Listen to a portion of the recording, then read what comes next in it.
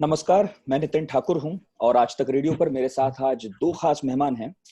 विवेक रंजन अग्निहोत्री हैं मेरे साथ, चर्चित डायरेक्टर हैं, स्क्रीन राइटर हैं और अब तो पॉलिटिकल कमेंटेटर भी हैं। और आज जिस हैसियत से हमारे साथ हैं वो लेखक की है।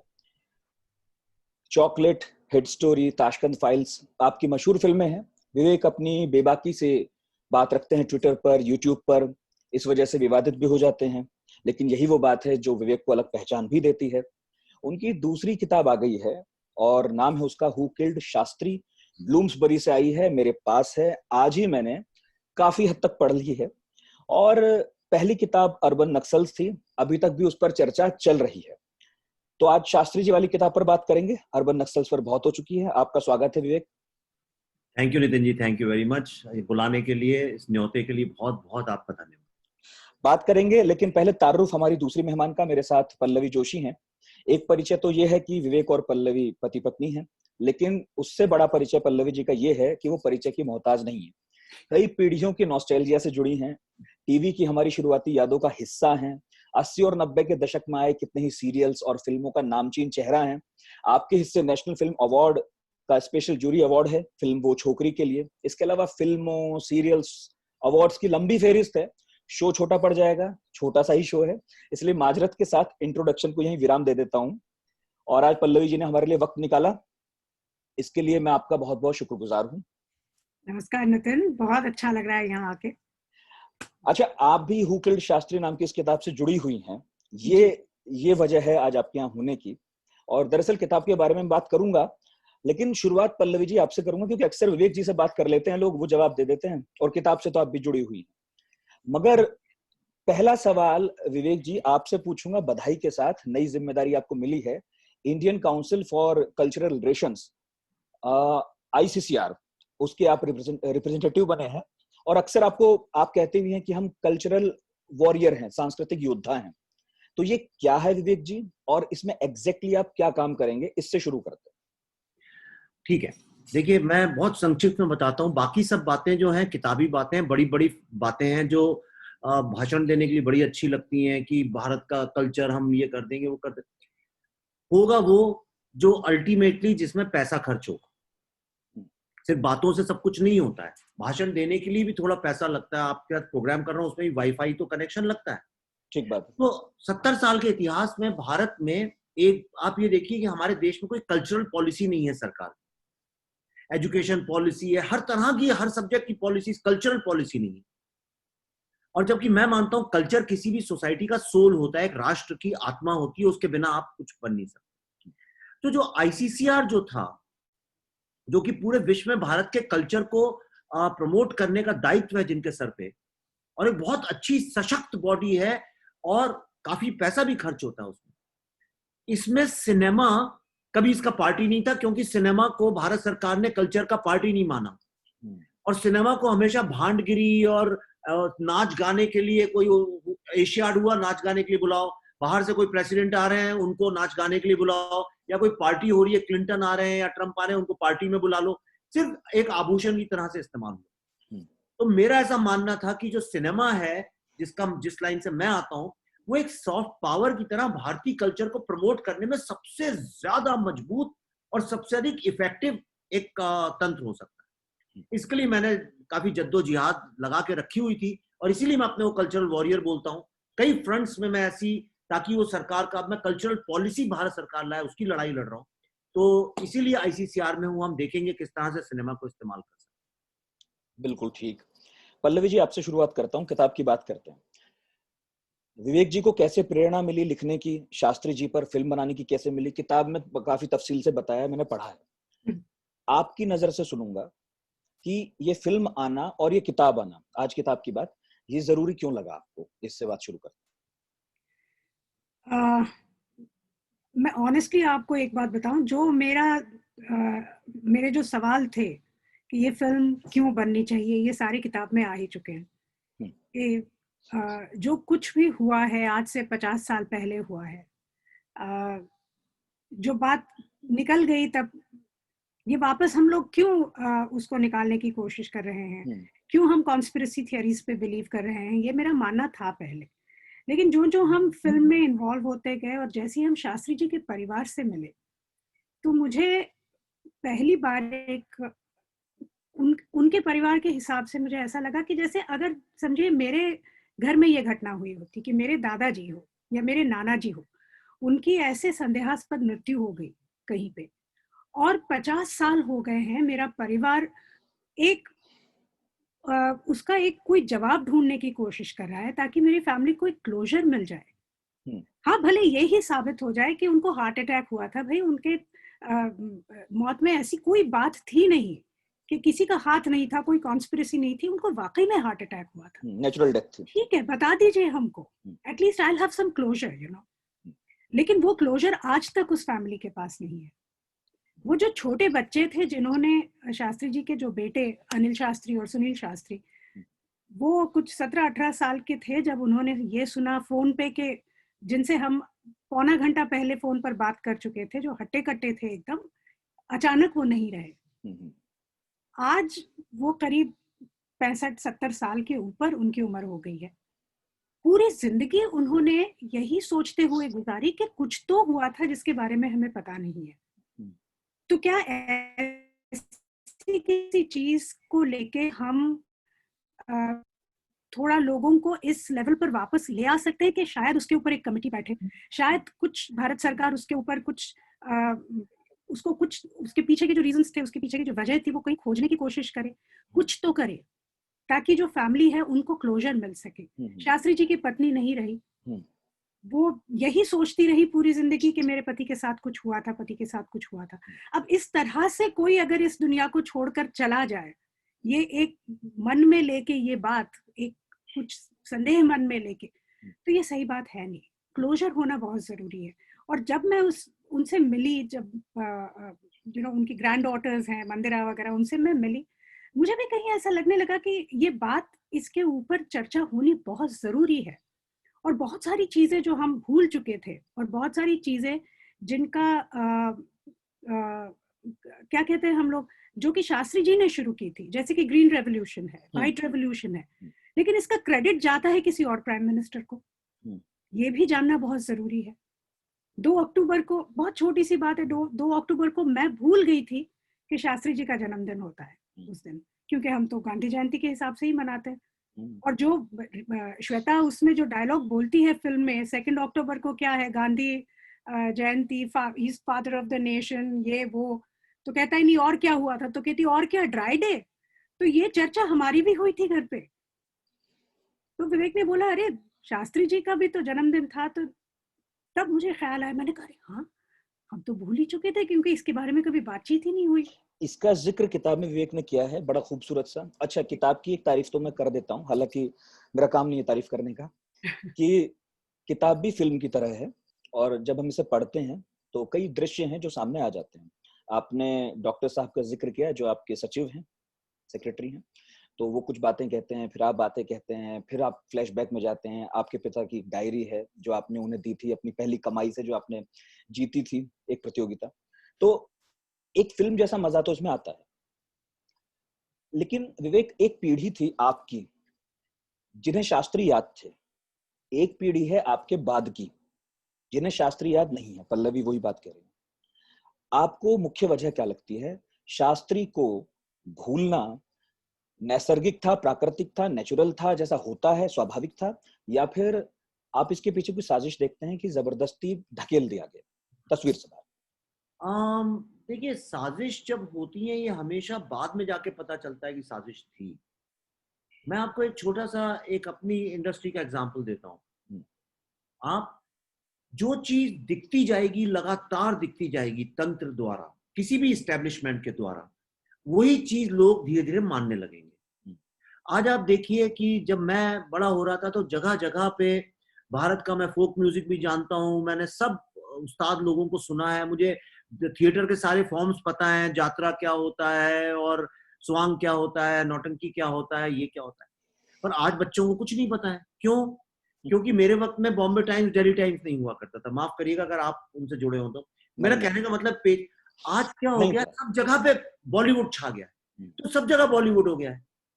इसी तरह से जो चीज सरकार ने पिछले 50-60 साल में दिखाई है, लोग उन्हीं को मारने लगे।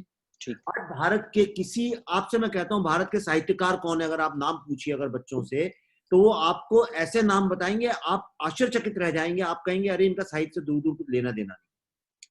क्यों? सब चुप हो गए। तो ये ताकत जो है एस्टेब्लिशमेंट की, इसने शास्त्री जी को विधिवत तरीके से दबाया है। आज राजेंद्र प्रसाद के बारे में कोई नहीं जानता है, राइट? भारत के तो जो जमीन से जुड़े जो रूटेड लोग थे, जो अंग्रेजी नहीं बोलते थे, कॉलोनियल माइंडसेट के नहीं थे, सिंपल लोग थे, सिर्फ देश सेवा में जीवन में सैक्रिफाइस किया, उन लोगों को धीरे धीरे दरकिनार किया गया, क्योंकि पूरी मीडिया, हिस्ट्री, नैरेटिव, बॉलीवुड, ये सारा अंग्रेजी बोलने वाले, अंग्रेजी से मेरी कोई लड़ाई नहीं है, मेरी किताब ही अंग्रेजी में, मेरा मतलब उस मानसिकता वाले लोगों ने अपने हाथ में ले ली, और वो इनको समझते ही नहीं थे। आप एलिटिज्म की बात कर रहे हैं, एलिट नहीं कह रहे हैं। की बात कर रहा हूँ, जी हाँ, जी हाँ, एलिटिज्म की बात कर रहा हूँ, जिससे हम और आप नहीं जुड़े हैं। आपको देख के तो ऐसे ही लगता है। तो शास्त्री जी को भी हम लोगों ने, मैंने फिल्म में एक डायलॉग भी है कि हमने शास्त्री जी को पहली बार ताशकंद का तो मुझे पता नहीं, पर दूसरी बार जरूर उनकी इस राष्ट्र ने हत्या की है, बच्चों के, नई जनरेशन के दिमाग से उनको पूरी तरह से मिटा। आप केंद्रीय विद्यालय में पढ़े हैं, मैं भी पढ़ा हूँ। मेरा ये पूछना है आपसे कि मैंने तो अपने स्टेज पर 2 अक्टूबर को गांधी जी के साथ शास्त्री का फोटो देखा है। तो सरकारी कोशिशों की आप जो बात कह रहे हैं कि फ्रेम में एक व्यक्ति रहा या 2 व्यक्ति रहे या एक परिवार रहा, यही कह रहे हैं ना, एक को हटाने की कोशिश हुई, जो हमें बाद में पता चली। कैसे मानूं मैं? आप कैसे कन्विंस करेंगे? नहीं, उसका सीधी सी बात है, आप एक आरटीआई करिए और आप ये बताइए कि गांधी जी के एड्स में सरकार कितना पैसा खर्च करती है और शास्त्री जी के कितने का। हाँ, आप नई जनरेशन के बच्चों से पूछ लीजिए।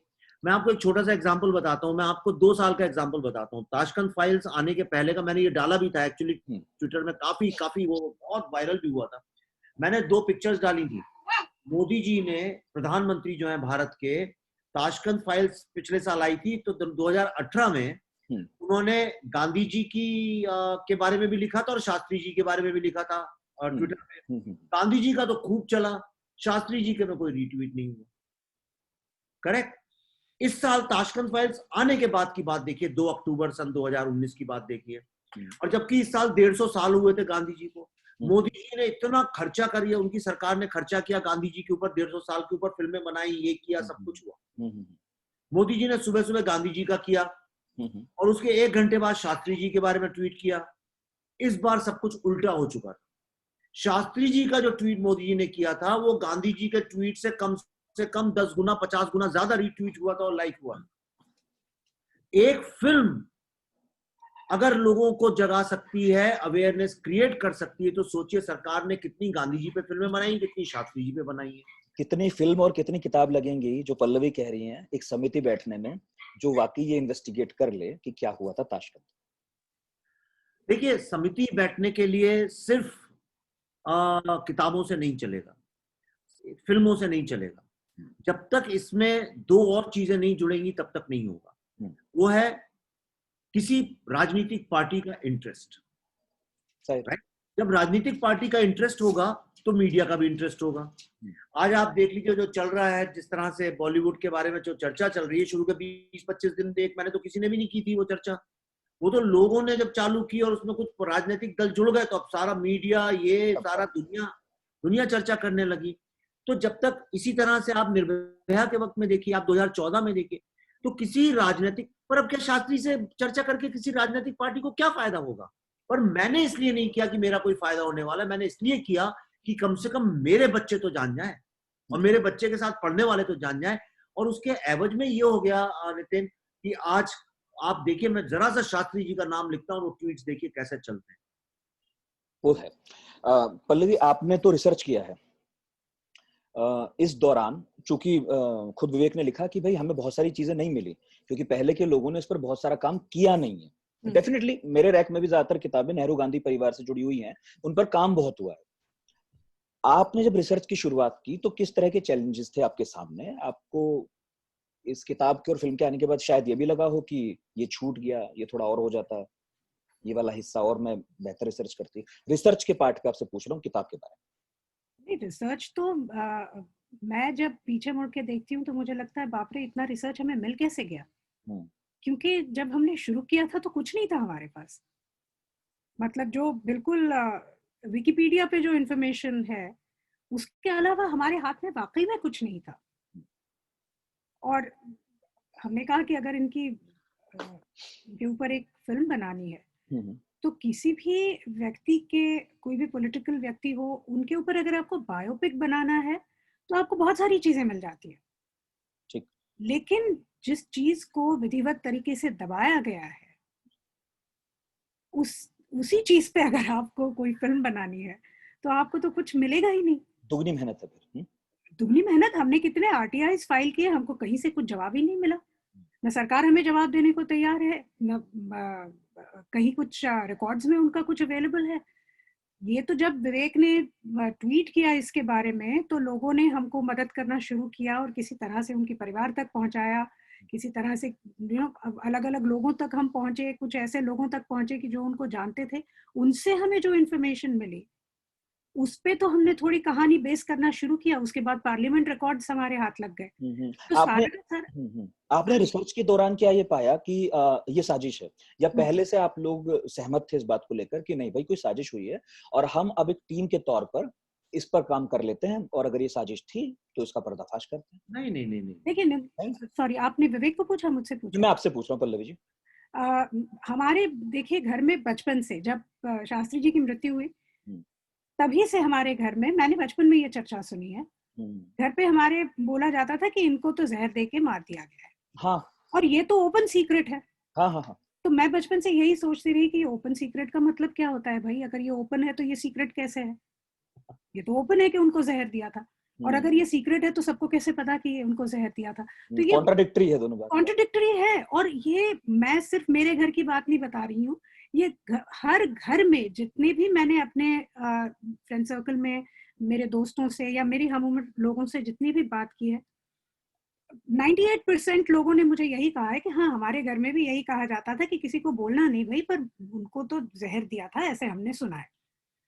तो जब सब लोगों को ये बिल्कुल विश्वास है कि उनको मार दिया गया था और ये नेचुरल डेथ नहीं थी, तो ठीक है भैया, हम ये भी मानने को तैयार है कि 98% लोग भारत के गलत हैं और सिर्फ 2% लोगों को जो कि वो कहते हैं कि इनको हार्ट अटैक हुआ था और उससे इनकी मौत हुई, हम ये भी मानने को तैयार है। हमें प्रूफ तो दीजिए।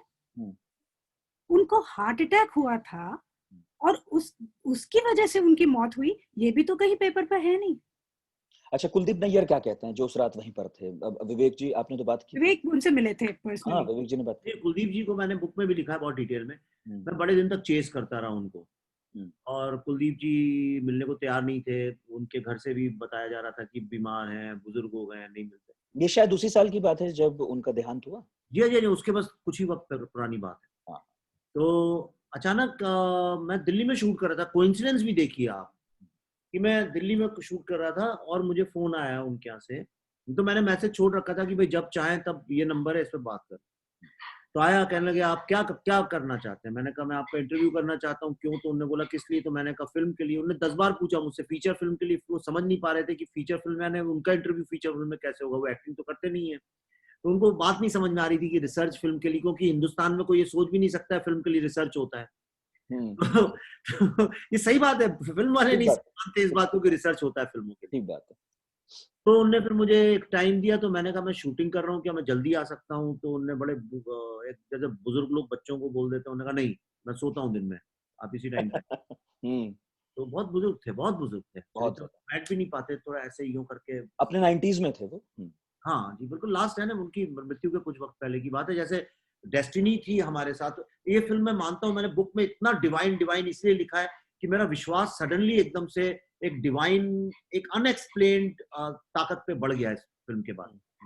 और वहां पे उन्होंने मुझसे जो बात बोली, उन्होंने इसके पहले वो किसी से कभी नहीं बोली थी। It's on camera, we recorded it. उन्होंने ये बोला कि मुझे कभी शक नहीं था, मैं हमेशा मानता आया कि उनको हार्ट अटैक हुआ, लेकिन उनको दो एक बातों से कहने लगे कि शक पैदा हुआ। एक तो जो टीएन कॉल साहब थे, जो एम्बेसडर साहब, उन्होंने उन्हें कई बार फोन किया और बोला इस मामले को रफा दफा कर दो। तो उन्होंने कहा कि अगर ये आदमी गलत नहीं है तो ये बार बार मुझसे रफा दफा करने को क्यों कहता? ठीक है। तो वहां से उनका शक का सिलसिला चालू हुआ।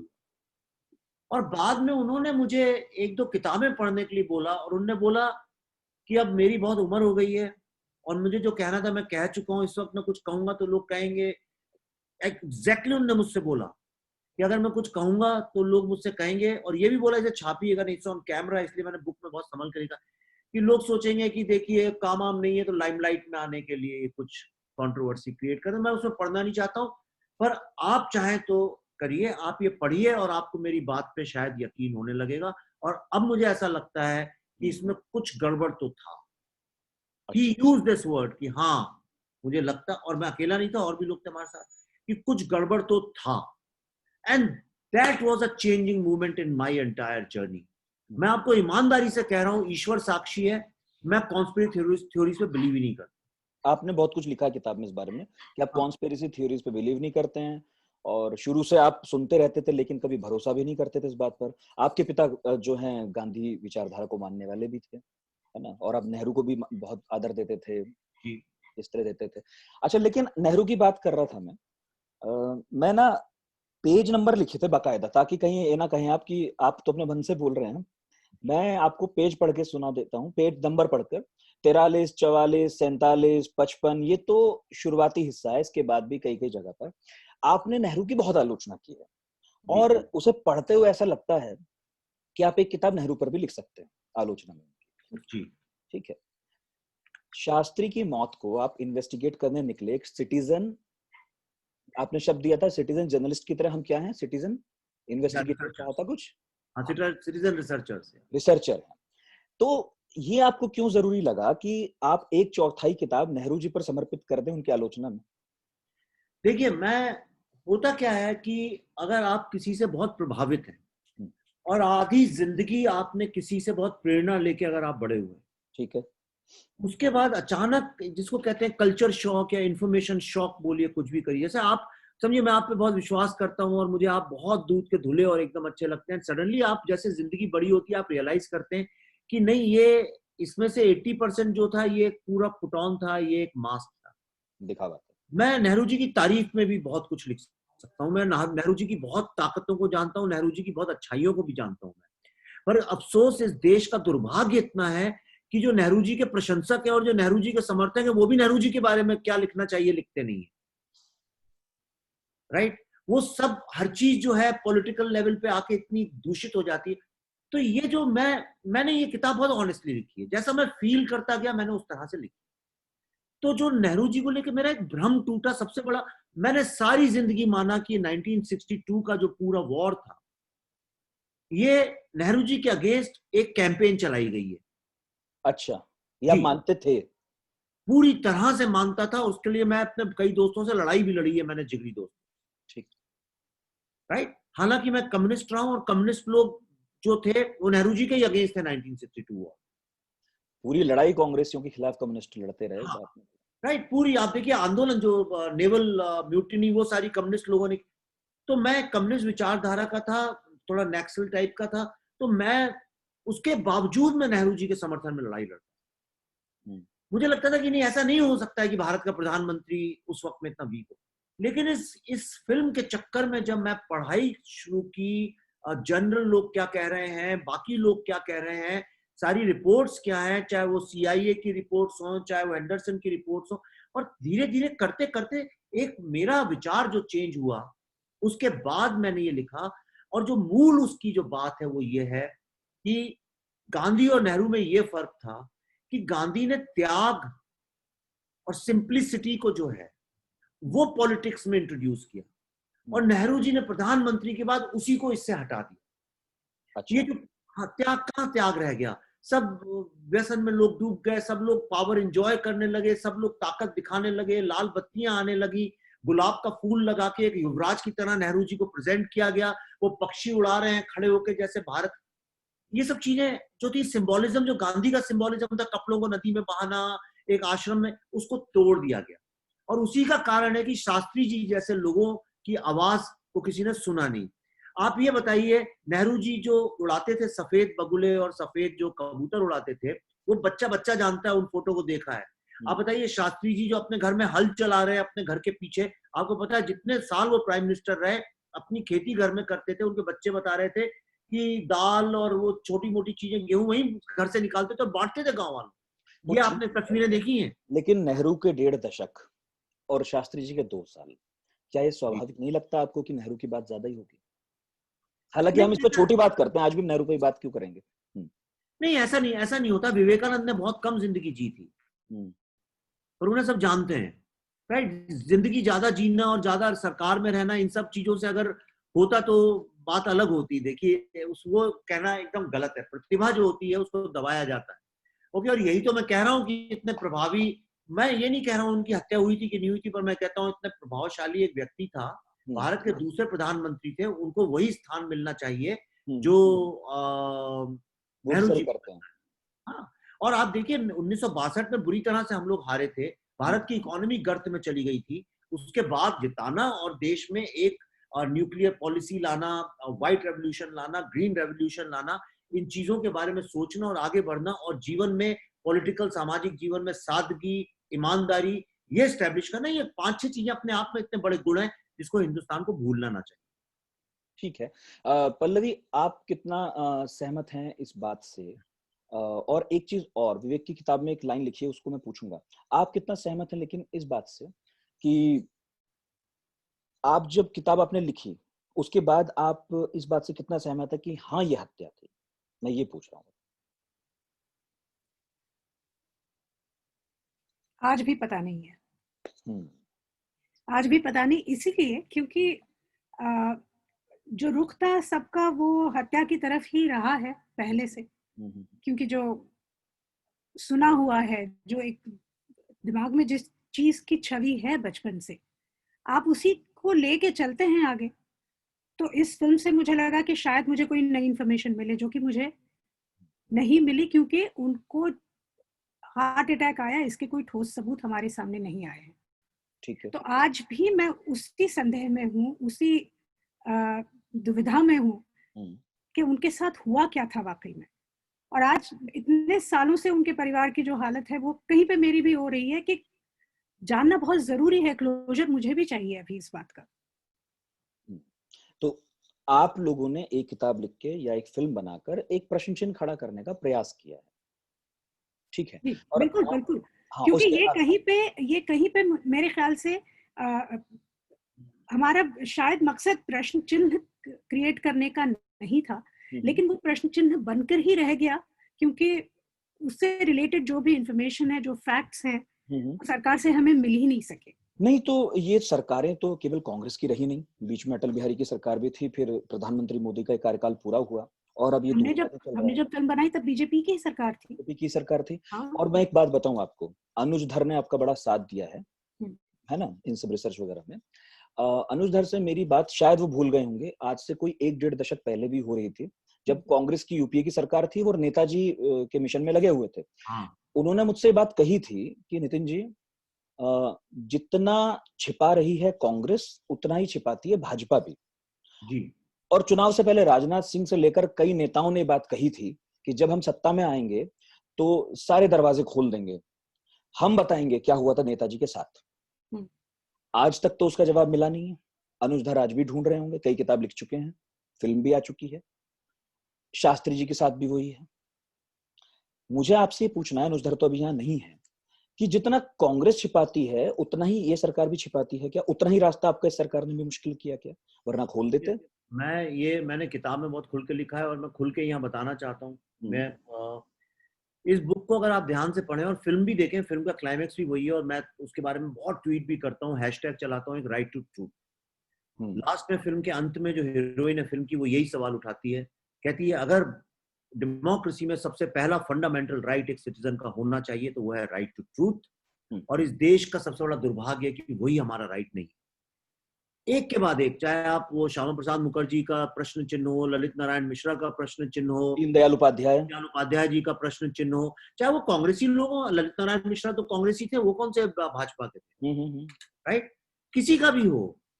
मैं ये कहता हूं इस राष्ट्र में, और वही नहीं, घोटालों का हो, इतने स्कैम्स हैं, स्कैंडल्स हैं, पैसा कहां गया, ब्रिज क्यों गिर गया, और सड़क क्यों नहीं बनी, अस्पताल क्यों नहीं हुआ, ये जितनी भी चीजें हैं, इस पे जब सवाल उठते हैं तो क्या उसके ट्रूथ पे भारत के एक सिटीजन का हक है कि नहीं है।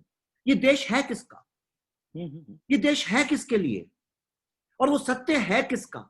पर हमने ब्रिटिश और मुगलों के जमाने से, ब्रिटिश के जमाने से एक ऐसी व्यवस्था को अपना लिया है जिसमें यह माना जाता है कि सत्य पे जो अधिकार है वो सरकार का है, और हमें कटोरा लेके भीख लेके मांगना पड़ेगा वो सत्य, और जो सरकार है वो चाहेगी तो देगी और चाहेगी तो नहीं देगी, और यही मैं इसके खिलाफ। इतने साल बाद भी क्या वजह हो सकती है कि सरकारें सच बताने को राजी नहीं? चाहे सुभाष जी का, मैं आपको चैलेंज करता हूं, भारत के प्रधानमंत्री आज की तारीख में अगर चाहे तो वो भी नहीं कर सकते। क्यों, किसका डर है? आप जाइए इंडियन आर्काइव्स में जाइए आप, सरकारें जो है वो प्रधानमंत्री और मंत्री थोड़ी चलाते हैं। वो तो ठीक है, लेकिन क्या आज भी वो दौर चल रहा है जो आप केजीबी और सीआईए की बात कर रहे हैं? आज भी जी नहीं, आज दूसरा दौर चल रहा है। देखिए आज इस पे भी मैं लंबी चौड़ी बात कर रहा हूँ, काफी आजकल बोलता हूँ, शायद वो भी किताब की तरह कभी लिखूं। आज जो चल रहा है, आज पूरी दुनिया में एक ही दौर चल रहा है। आज एक तरफ है डेमोक्रेटिकली इलेक्टेड गवर्नमेंट्स, और दूसरी तरफ है वो लोग जो किसी भी कारण से, वो सिविलाइजेशनल कारणों से, रिलीजियस कारणों से, ऑपरेशन के कारण से, जिस भी कारण से हैं, आज वो टेरर ग्रुप्स बन गए हैं जिनके साथ एक नारकोटिक्स कार्टेल, काउंटरफीट कार्टेल जुड़ गए हैं। तो एक तरफ से अगर आप देखिए तो रेड टेरर ग्रुप्स हैं, एक तरफ से आप देखिए तो इस्लामिक टेरर ग्रुप्स हैं, और ये जो है ये एक, कैसे आपको, ये बहुत बड़ा एक चीज ये लंबी डिबेट है, इसलिए मैंने आपसे तो बस इतना पूछा कि जिन कारणों को आप पहले समझते थे कि सच छिपाने के कारण है, वो आज भी विद्यमान है, आज भी वो खत्म नहीं हुए, चाहे निजाम बदलता रहे, कोई आता रहे। जी जी, वो ट्रांसपेरेंसी जो है हमारे यहाँ, वो जब तक आएगी नहीं तब तक मुझे लगता नहीं है देश के विकास की सारी बातें जो हैं ढोल। विवेक जी, एक प्रॉब्लम है लेकिन, और पल्लवी जी भी इस किताब में थी, तो सवाल उनसे भी हो सकता है, जवाब आप दोनों में से कोई भी दे सकता है। शास्त्री जी की हत्या पर आप किताब लिखते हैं, उसमें मैंने जैसा बताया शुरुआत में, आपने नेहरू को बहुत क्रिटिसाइज किया और जम के किया। यहाँ तक कि इस किताब को पढ़ के मैं कह सकता हूँ कि शास्त्री जी की जो इमेज उभरती है वो एक महान लीडर की उभरती है जिसके ऊपर आप कोई क्वेश्चन तो नहीं करते। इसके बाद आप मोरारजी देसाई की भी इसमें बात करते हैं। मोरारजी देसाई को भी आप लिखते हैं कि वो सच्चे गांधी के अनुयायी थे, एक पेज नंबर भी आपको बता सकता हूँ। फिर आप ही हैं जो अगले कुछ पेजों में लिखते हैं कि उन्होंने मुख्यमंत्री रहते हुए मुंबई में और उन प्रोटेस्टर्स पर गोलियां चलवा दी पुलिस के हाथों, जो कि एक अलग राज्य मांग रहे थे, है ना, और उसमें 105 लोग मरे, जिसमें 11 साल की लड़की थी, फ्लोरा फाउंटेन में। जी हाँ। और उसके बाद आप फिर इंदिरा पर आते हैं और आप फिर से उसी क्रिटिसिज्म के मूड में चले जाते हैं इसमें नेहरू पर थे। ये सेलेक्टिव क्रिटिसिज्म है क्या? बहुत सारे लोग इस सवाल पूछते रहे होंगे आपसे, इसका मुझे आज जवाब दीजिए आप, क्योंकि फिर इस किताब को अगर आप इन्वेस्टिगेट कर रहे हैं शास्त्री की मौत को, तो फिर आप सिर्फ गांधी परिवार को क्यों क्रिटिसाइज कर रहे हैं? बाकी सरकारों को भी कीजिए, बाकी नेताओं को भी कीजिए। नहीं, वो देखिए, ये एक राइटर का अपना एक देखने का नजरिया है। वो इसी तरह से है कि आप वाल्मीकि, मैं उनसे नहीं कंपेयर कर रहा हूँ अपने आप को उस ये आजकल बड़ा चलने लगा कि किसी का नाम लो, अच्छा अपने आप को तुम तुलसीदास समझते हो, वाल्मीकि समझते हो। आजकल डर लगता है बोलने के पहले, नितिन यार, सच्ची में। ये ठीक बात। तो अब आप वाल्मीकि से ये बोले कि भाई आप जो है, आप रावण के बारे में अच्छाई क्यों नहीं लिख रहे हैं? हाँ, आप राम के क्यों कर रहे हैं? अच्छा ठीक है, मैं रावण और नेहरू की भी तुलना नहीं करूंगा, ठीक है, क्या नहीं, तुलना नहीं कर रहा हूँ, नहीं, रावण कुछ नहीं कह रहे हैं, व्यक्ति था। देखिए, हर चीज परिस्थिति में होती। सवाल यह है कि जब आपको एक चीज बहुत ज्यादा एम्पलीफाई की गई हो, इतनी ज्यादा एम्पलीफाई की गई हो कि वो पूर्ण सत्य बन गया हो, तो उसको अर्धसत्य बताने के लिए, उसको तोड़ने के लिए आपको उसी लेवल पे एम्पलीफाई क्रिटिसिज्म को भी करना पड़ता है। अच्छा, राइट। अब मैं अपनी ऑडियंस, मेरा फोकस जो है शास्त्री के ऊपर, मैं शास्त्री को डिस्कवर कर रहा हूं पहली बार अपनी जिंदगी में। राइट, मैं शास्त्री को डिस्कवर कर रहा हूं। ये बुक जो है क्रिटिसिज्म की नहीं है, ये बुक का एक सिंपल सा मकसद है कि इस देश में किस तरह से विधिवत तरीके से अगर भारत के दूसरे प्रधानमंत्री की खबर को दबा दिया जाएगा, उनका पोस्टमार्टम नहीं होगा, पार्लियामेंट में सवाल उठने के बाद नहीं होंगे, उनकी 2 अलग अलग मेडिकल रिपोर्ट्स बनेंगी, और इस तरह से केजीबी की रिपोर्ट है जिसने बोला है कि भारत के प्रधानमंत्री के घर में पैसे भेजे जाते थे और उसको कोई डिनाई नहीं करेगा, उसको कोई डिनाई ही नहीं करेगा, तो मेरे जैसा व्यक्ति क्या करेगा? तो ऐसे में राइट टू ट्रूथ की क्या पोजीशन है? इसलिए जो नेहरू जी हैं, उनका क्रिटिसिज्म एक कॉन्टेक्स्ट में निकल रहा है। लेकिन अगर आप मुझसे बोलें कि नेहरू जी जो है, उनने साइंस के बारे में क्या सोचते थे, नेहरू जी किस तरह के थिंकर थे, किस तरह के फिलोसोफर थे, तो मैं 4 किताबें लिख सकता हूं उनकी तारीफ में। उसमें शास्त्री जी का जिक्र भी नहीं होगा। वो लिखेंगे कभी आप? मैं अभी तो देखिए मैं अगली मैं किताब हाँ अगली किताब की बात पूछ रहा था, मतलब ये मत समझिए मैं कह रहा हूँ कि नेहरू जी की तारीफ में भी लिख के नहीं बैलेंस ऐसा नहीं। बनाइए आप, ऐसा नहीं कह रहा हूँ। हाँ अब मैं देखिए मैं बताऊं क्या है कि मैं नेहरू जी का सबसे बड़ा क्रिटिसिज्म क्या रहा।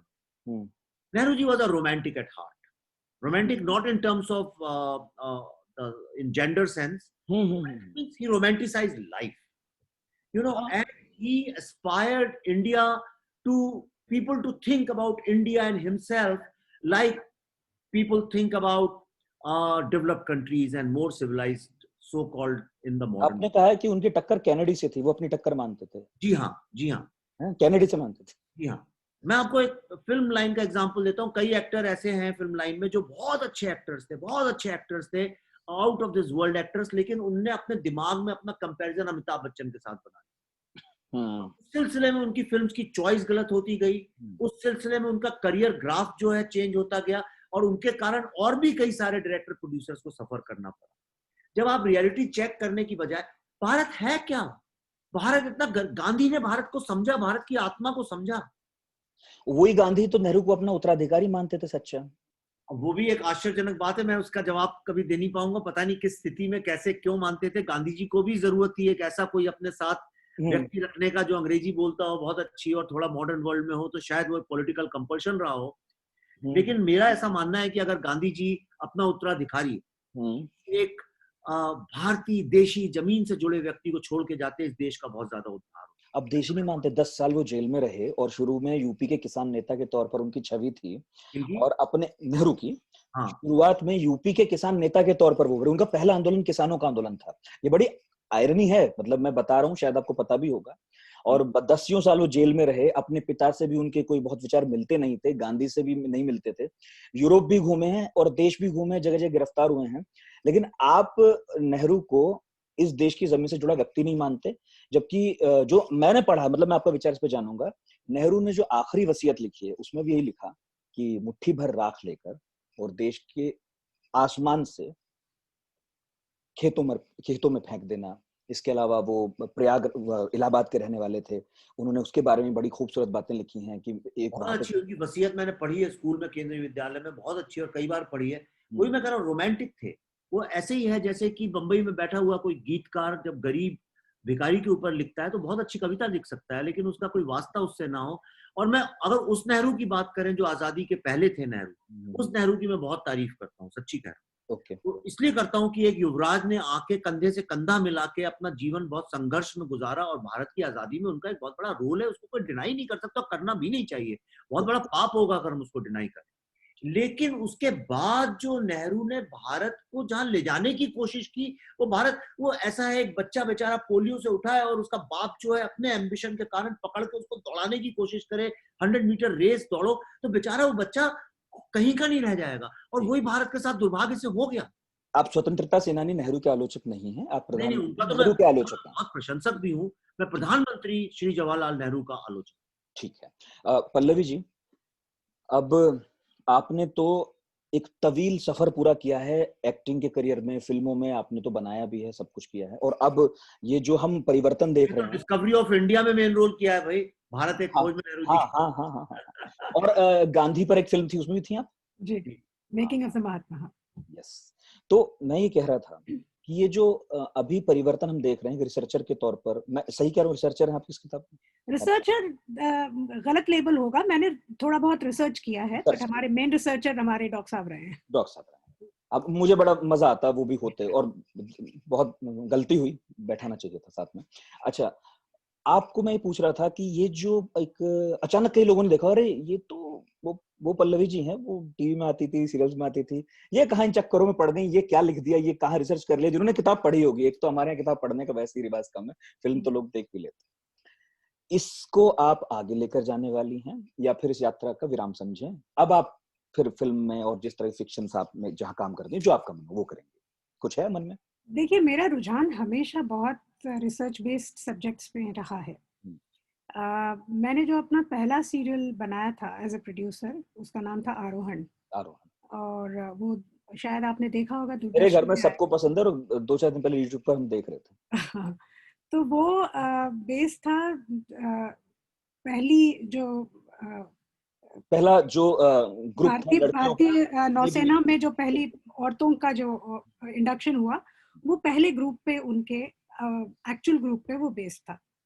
तो जब मैं गोवा, मुझे बुलाया गया था नेवी बॉल में एज ए चीफ गेस्ट, तब मैं इन लड़कियों से मिली जो कि वो पहली सब लेफ्टिनेंट्स थी जो इंडक्ट हो रही थी जी। तो आई वाज एक्सट्रीमली इंट्रीग्ड, और मैंने सोचा कि इसके ऊपर तो जरूर एक सब्जेक्ट बनना चाहिए, कुछ धारावाहिक इस पर बनना चाहिए, क्योंकि आज तक जो सेक्टर हमारी सोसाइटी में बहुत ही मेल डोमिनेटेड रहा है, वहाँ पे औरतों का इंडक्शन अभी शुरू हुआ है। वहाँ औरतें मर्दों के साथ कंधे से कंधा मिलाकर आगे चल के जंग लड़ेंगी। ठीक बात। तो इस पर तो ये बनना बहुत जरूरी है।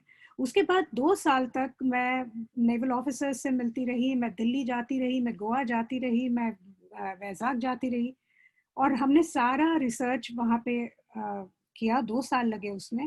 वो धारावाहिक मैंने खुद प्रोड्यूस किया था, मैंने खुद लिखा था, और मैंने उसमें काम भी किया था। बिल्कुल।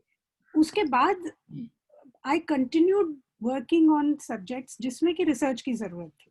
यहाँ तक कि पिछले साल हमने भारत की बात नाम से एक सीरियल बनाया था, जिसमें कि मीडिया पे आप जानते हैं कितनी भारत की मतलब जो छवि खराब करके रखी है कि ये है वो है। तो मैंने कहा इतना खराब तो नहीं हो सकता हमारा देश, हमने कुछ अच्छे काम तो किए होंगे, तो चलो एक अच्छे कामों की लिस्ट बनाई जाए और बताया जाए लोगों को कि हाँ, अगर 10 बुरे काम होते हैं, मोरल बूस्ट किया जाए, हाँ, तो 90 अच्छे काम भी होते हैं भाई, ऐसा नहीं कि हम लोग इतने गए गुजरे हैं।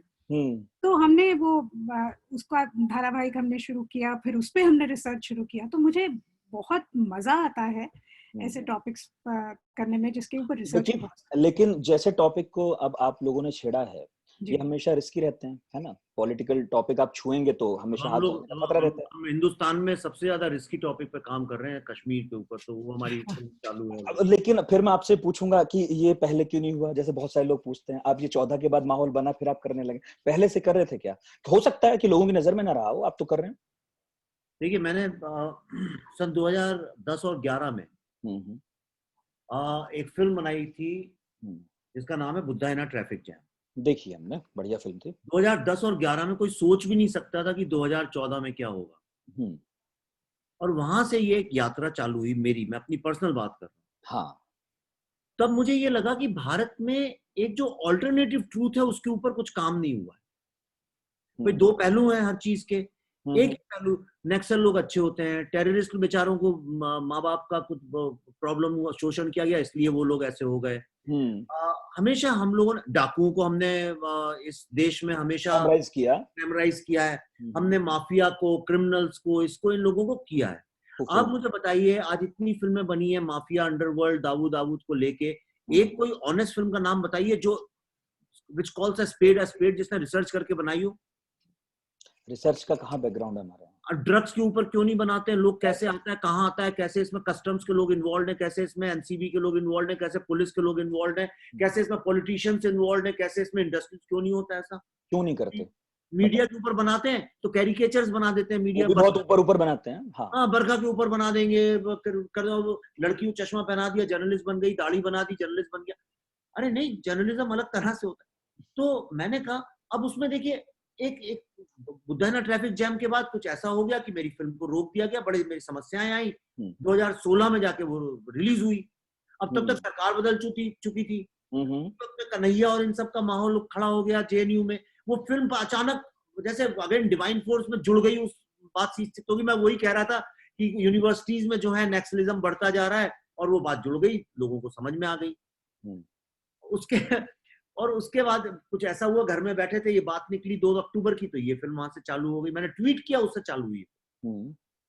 अब कश्मीर का आप देखिए, मैं अमेरिका गया हुआ था किसी काम से, 2-3 साल पुरानी बात है। तो वहां एक सज्जन मिले मुझे, श्री सुरेंद्र कौल नाम है उनका, डॉक्टर है, बहुत बड़े, ह्यूस्टन में एक्चुअली कोरोना का जो रिसर्च चल रहा है वैक्सीन का, उसके में पार्ट है। तो उन्होंने मुझसे, विवेक जी, आप हम कश्मीरी जो जेनोसाइड है हिंदुओं का, उसके ऊपर क्यों नहीं आप लोग कुछ फिल्म बनाते हैं? अरे मैंने कहा, कैसे बनाया? कोई फाइनेंस नहीं करता इस तरह की फिल्में, और कोई देखता नहीं। कहने लगे, हम डॉक्यूमेंट्री बना सकते हैं। मैंने कहा, डॉक्यूमेंट्री कौन देखता है? आप ही देखोगे आपस में, अपने एसोसिएशन वाले। वही घूमेगी वो बात बोली। उन्होंने कहा, विवेक जी, अगर आप नहीं बनाएंगे तो फिर शायद कोई नहीं बनाएगा, और ये बात सब भूल जाएंगे, 30 साल हो गए, कुछ होगा नहीं। तो मैं लौट के आया, मैंने पल्लवी से फिर बातचीत करी, हम लोग बैठे, हमने कहा जरा पढ़ते हैं, जरा सोचते हैं क्या है, देखें। तो आपसे भी मैं अगर कोई बोलूं, अरे आपको वो नादीग्राम मैसेकर का पता है, तो आप भी मेरे इसके बाद कुछ तो करेंगे। और जब हमने वो करना शुरू किया तो आई रियलाइज, चलिए लोग ये बहस करते हैं इतने नहीं मरे थे, उतने मरे थे, ये लोग भी जरा ज्यादा बढ़ा चढ़ा, आंकड़ा अलग लगा। मैं तो एक भी अगर आदमी मरा था, किसने मरा, क्या उसका एफआईआर हुआ, क्या उसकी सजा हुई, और हमने ये रियलाइज किया कि हजारों लोग मरे, उसका कुछ हुआ ही नहीं इस देश में। अब तो फिल्म आ रही है ना, लेकिन कश्मीर को केंद्र बनाकर अब तो आ रही है ऐसी फिल्में।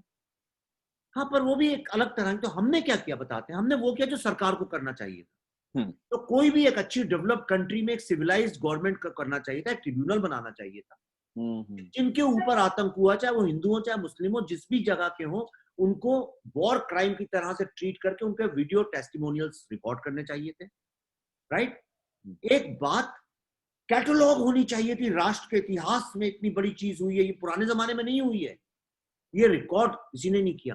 तो हमने कहा ठीक है, हम फोकस करेंगे कश्मीरी हिंदू जेनोसाइड में, बाकी जो हुआ उस पर तो हजारों लोगों ने काम किया। जहां जहां भी इसके फर्स्ट जनरेशन विक्टिम है, फर्स्ट जनरेशन विक्टिम हमने कैसे आइडेंटिफाई किए, मतलब जिनके परिवार में उनके पिता, माँ, बेटा, चाचा, चाची, फर्स्ट जनरेशन जो लोग मरे हैं, जिनको रेप हुआ या काटा गया है, वो जहां भी हैं दुनिया में, हम उनके घर जाके उनको इंटरव्यू करेंगे, अनएडिटेड इंटरव्यू, मतलब हम कैमरा लगाएंगे, उनको जो बोलना है वो बोलते रहे, हम उन्हें कोई करेक्ट, हम मीडिया नहीं, हम जर्नलिस्ट नहीं। ओके। और हमने उनको टेस्टिमोनियल्स की तरह से एक तरीका इजाद करके अपना रिसर्च का, हम अमेरिका गए, वहां जहां जहां से ढूंढ ढूंढ के हमने लोगों को निकाला, आप कल्पना नहीं कर सकते। हमने यूरोप में किया है उसको, साउथ अफ्रीका से लोगों को किया है, हमने जम्मू में, पूना में, बेंगलोर में, दिल्ली में, बम्बई में किया है, ऑस्ट्रेलिया, न्यूजीलैंड से कॉन्टैक्ट्स मिले हैं। ऑस्ट्रेलिया, न्यूजीलैंड हम जाने वाले थे, कोरोना हो गया, जो हम जाएंगे जब जा सकेंगे। हमने इतने लोगों को, 3 दशक हो गए हैं, लोग न जाने कहाँ कहाँ जा ही चुके हैं, नए आशियाने बता बना लिए हैं, ठीक बात है। तो आज आप ये देखिए कि फिल्म तो बाद में आएगी, फिल्म आएगी तो लोग गाली भी देंगे, क्रिटिसाइज भी करेंगे, मीडिया ही वाले हमारे अगेंस्ट खड़े हो जाएंगे सबसे पहले कि अरे ये तो प्रोपेगेंडा कर रहे हैं। आज इसमें सरकार का इन्वॉल्व है, आप मुझे बताइए, इससे तो सरकार एम्बैरेस होगी। लोग कहेंगे कि भाई 6 साल से जो सरकार है उसने क्यों नहीं किया जो विवेक अग्निहोत्री, पल्लवी जोशी अपना खुद का पैसा लगा के इस हद तक कि हमारे बैंक बैलेंस जीरो हो जाते हैं, उस हद तक जाके कर रहे हैं। लेकिन आप ऐसा कुछ लिखते या बनाते क्यों नहीं कि ये परसेप्शन भी टूट जाए? क्योंकि अगर कोई किताब आती है, शास्त्री पर आती है, उसमें नेहरू गांधी परिवार की आलोचना हो गई, बुद्धा ने ट्रैफिक जैम आती है, मैं क्या करूं, भारत के इतिहास में ही वो है तो मैं क्या करूं भाई, अच्छा कुछ बिल्कुल ठीक बात है, आपकी कहाँ गलती है, लेकिन ऐसे बहुत सारे मुद्दे, ऐसी बहुत सारी चीजें तो है ना जिससे ये सरकार भी असहज हो सकती है। आप अगर देखें तो विचार के तौर पर तो ये सरकार आपसे सहमत होगी ही हर मुद्दे पर जो आप उठा रहे हैं हाल फिलहाल, नहीं क्या? देखिए, जब अभी 6 साल है, हो सकता है आज से 5 साल बाद इनके ऊपर बात हो, पर इनका नाम अभी इतिहास में कहाँ जोड़े? अभी करप्शन के लेवल में मैं क्या बनाऊं इनके साथ, आप बताइए आप ही। और हर चीज का ठेका मैंने क्यों ले रखा है भाई? इतना बड़ा मीडिया है इस दुनिया में, इतने इतिहासकार हैं, इतने सारे फिल्मकार हैं, इतने अपने आप को लिबरल वो कहने वाले फिल्म मेकर्स हैं जो हर समय सरकार के अगेंस्ट ही बात करते हैं, वो क्यों नहीं बनाते हैं? किसने रोका है? मैं तो नाम लेके बोल सकता हूँ, जो लोग दिन रात ट्वीट पे मोदी जी के पीछे पड़े रहते हैं, सरकार को ही गाली देते हैं 24 घंटे, वो क्यों नहीं बनाते हैं फिल्म इनके अगेंस्ट? किसने रोका है? नहीं, और मैं ऐसा समझती हूँ कि हमने जितने भी अभी तक सब्जेक्ट्स हैंडल किए हैं वो हमने इंडियन पॉलिटिक्स को सेंटर रखकर नहीं हमने किए, हमने किसी व्यक्ति विशेष के बारे में या किसी एक ग्रुप के बारे में हमने किए हैं। वो बाय प्रोडक्ट है इंडियन पॉलिटिक्स के, वो उसमें आ ही जाता है क्योंकि वो हर तरह से वो, और ये जब घटा है तो शासन घटा है तो वो उसके तह तक पहुंचना जरूरी हो जाता है, इसलिए हमको पॉलिटिक्स में भी अपना हाथ डालना पड़ता है। नहीं, और आप देखिए हमारी जो मेरी पूरी जो स्टाइल है, इसका प्रॉब्लम देखिए, हिंदुस्तान में एक समस्या तो है, हम लोगों ने, मैं जिस चीज के लिए, मैं आपको शुरू में ही बोला था, जिस चीज के लिए मैं क्रिटिसाइज करता हूँ कांग्रेस गवर्नमेंट को खास तौर पे, वो है कि आज 70 साल में कल्चर पॉलिसी नहीं है। हमने कल्चर को इस राष्ट्र में हमेशा भांडगिरी के नाम पे छोड़ दिया है। आज प्रॉब्लम ये हो गया इस देश में कि आज जो नई जनरेशन है ना तो म्यूजिक अप्रिशिएट कर पाती है, ना लिटरेचर कर पाती है, ना सिनेमा को कर पाती है। आप मेरी दोनों फिल्में देखिए, उतना है ना ट्रैफिक जैम में, दोनों पॉइंट ऑफ व्यू है एक्चुअली, आपके दोनों पॉइंट ऑफ व्यू है। और जो सबसे अच्छी स्पीच है वो तो अनुपम खेर की है, जो कहता है इस देश में अगर कोई आदमी करप्ट नहीं तो इसलिए क्योंकि उसको मौका ही नहीं मिला करप्ट होने का, राइट। उसमें मैंने वो लड़की जिसको मैंगलोर में लड़कियों को मारा था, उसमें इतना लंबा चैप्टर है उसके अंदर। और अगर आप ताशकंद फाइल को, कोई जो सिनेमा को समझने वाला, यही फिल्म यूरोप में लोग अलग नजर से देखते हैं, मैं आपको ये भी बताऊं इस फिल्म को, उनका रिएक्शन अलग है। आप इस फिल्म को देखिए तो उसमें जो सबसे करेक्ट पॉइंट ऑफ व्यू है वो किसका है?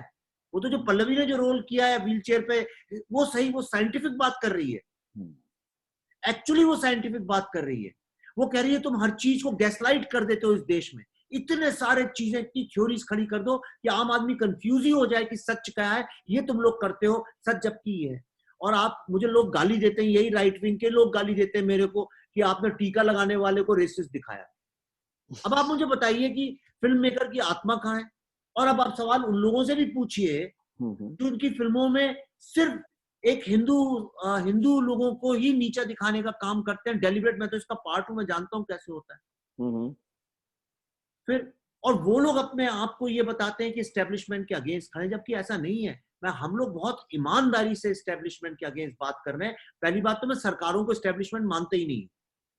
अच्छा, कौन है एस्टेब्लिशमेंट? एस्टेब्लिशमेंट है हमारा सिस्टम, ये जो तंत्र है वो है एस्टेब्लिशमेंट। जब तक आज पूरे भारत का जो फेलियर है, पूरे भारत का फेलियर इसलिए है क्योंकि किसी को जुडिशरी पे भरोसा ही नहीं है। लोग बातें जरूर करते हैं, वी रिस्पेक्ट जुडिशरी। हर आदमी, आम आदमी कैसे बात करता है, अरे केस हो गया, हाँ ठीक है 10 साल तो बीत ही जाएंगे। लोग, people are buying time with judiciary कि 8-10 साल तो चले गई। चाहे डिवोर्स का केस हो, चाहे प्रॉपर्टी का केस हो, चाहे चेक बाउंसिंग का केस हो, हर चीज में यही चलता है। तो जब आज मैं जुडिशरी से जाके क्या मांगू बताइए? मैं बोलूं उनसे चलिए आप लाल बहादुर शास्त्री जी का केस छोड़िए, मैं तो आपसे ये कह रहा हूं कि ये जो सब दलदल लगा रखा है आपने दुनिया भर का, अभी जो 3 महीने से चल रहा है, इसी में आप इंटरवीन करके कुछ करिए। क्या करेगी जुडिशरी, आप बताइए? वो भी तो तंत्र अपने आप में इतना खराब है। तो ये पूरा सिस्टम जो है, इसको जैसे एक नई इमारत खड़ी करने के लिए पुरानी इमारत को ध्वस्त करना पड़ता है, जब तक इसको हम ध्वस्त नहीं करेंगे वो होगा असली रेवोल्यूशन। ठीक है, एक मुझे आखिरी सवाल पूछना है आपसे और फिर समाप्त करते हैं। आप 15-20 मिनट बोल रहे थे, हम लोग हाँ लंबा हो गया। अब बात आप इतनी मजेदार करेंगे तो फिर मैं क्या करूंगा। मैं तो ये एक आखिरी सवाल बस इतना पूछना था और मैंने लिख के रखा था। आप अब फिल्म मेकर हैं, लेखक हैं, पॉलिटिकल कमेंटेटर हैं, इन्फ्लुएंसर हैं, आप क्या हैं? आप इसका जितनी जल्दी जवाब देंगे समाप्त करते हैं। नहीं, मैं तो देखिए एक नदी की तरह हूं, you can never step in the same river twice. तो मैं कल क्या होऊंगा मुझे भी नहीं पता। मेरी पत्नी भी इसलिए कंफ्यूज रहती है, मेरे दोस्त भी रहते हैं। और अगर कोई मुझसे उम्मीद करता है कि आज से 2 साल बाद आप मुझसे वही एक्सपेक्ट करेंगे जो आज मैं हूं, तो वो तो रहेगा नहीं। अभी क्या है? अभी मैं राइट नाउ मैं एक सोशल एंटरप्रेन्योर हूं। मैं कुछ दिनों में एक स्कूल लॉन्च कर रहा हूं जिसका नाम है स्कूल ऑफ क्रिएटिविटी। ये भारत का पहला स्कूल है जो क्रिएटिविटी के ऊपर होगा, क्योंकि मुझे ऐसा लगता है कि इस देश में सब कुछ सिखाया जाता है, बच्चों को सिर्फ क्रिएटिविटी नहीं सिखाई जाती है। और मैं जो उसमें कर सकूंगा अपनी तरफ से पहल करूंगा। This will be the first school. तो मैं अभी तो टीचर हूँ, एजुकेटर हूँ, ये हूँ आज की तारीख। पल्लवी जी आप क्या हैं? रिसर्चर हैं? रिसर्चर तो खैर आपने मना ही कर दिया। मेरे ख्याल से बाकी सारे बहुत सारे लेबल्स हैं, I wear a lot of hats, लेकिन आत्मा से अगर आप पूछे तो मैं एक एक्टर हूँ और मैं वो जो हैट है अपना वो कभी नहीं उतार सकती। इस किताब के बाद किस चीज में आप अभी बता रही थी, कहाँ देखेंगे आपको हम काम करते हुए? इसके बाद हम लोग अभी एक कश्मीर फाइल्स में तो मैं करूंगी ही काम, और एक और फिल्म आ रही है उसमें एक और है किरदार, और फिर हम लोग एक और OTT प्लेटफॉर्म के लिए कुछ प्लान कर रहे हैं। तो मुझे मजा आता है ऐसी चीजें करने में कि जिसमें मैं खुद प्रोड्यूस करूं, तो सिर्फ एक्टिंग के लेवल पर नहीं, बाकी क्रिएटिवली और भी तरीके से मैं इन्वॉल्व रहूं। बहुत बहुत शुक्रिया आप दोनों लोगों का। वाकई वक्त जितना आपसे मांगा था आपने दिल खोलकर उससे ज्यादा दे दिया और बात करके मजा आया। सारी बातों पर आपने खुल के अपनी बात रखी। बहुत बहुत शुक्रिया। आज तक रेडियो की तरफ से आप दोनों का बहुत बहुत शुक्रिया अदा करता हूँ मैं। थैंक यू नितिन, आपने बहुत अच्छे सवाल पूछे और अच्छा किया विवेक से इतने आपने सवाल पूछे। मैं भी आपकी तारीफ में एक बात जरूर कहना चाहता हूँ कि मेरा तो बहुत वास्ता दिन रात पढ़ता रहता है मीडिया के लोगों से, इंटरव्यू IMC से पढ़े भी हैं। नहीं तो आपसे नहीं, एक बात मैं आपको दिल से कहना चाहता हूँ कि एक आदमी का ऑरा होता है, यू नो, और वो ऑरा डिटरमिन करता है कि इंटरव्यू कैसा जाएगा। Your aura is so good, so good. ईश्वर करे, सरस्वती करे आप पे ये बना रहे और आप में जो डाउन टू अर्थ रूटेडनेस है वो बनी रहे। मैं तुम्हारी दिल से तारीफ करना चाहता हूँ। Thank you so much sir, thank you so much. Thank you Nitin. बहुत बहुत शुक्रिया आपका सर, थैंक यू।